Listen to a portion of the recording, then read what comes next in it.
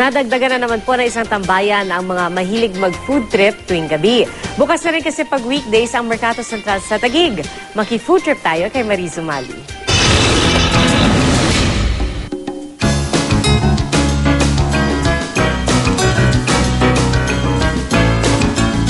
American food, Japanese food, at syempre all-time favorites na Pinoy food.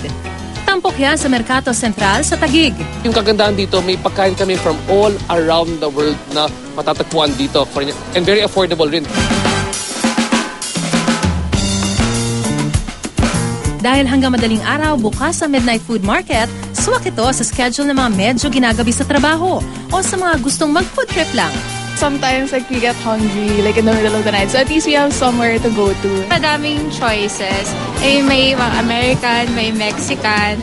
Hindi ka magsasawa. I find it convenient because it's hard to actually look for food and prepare it when you come home. So this is a convenient stop.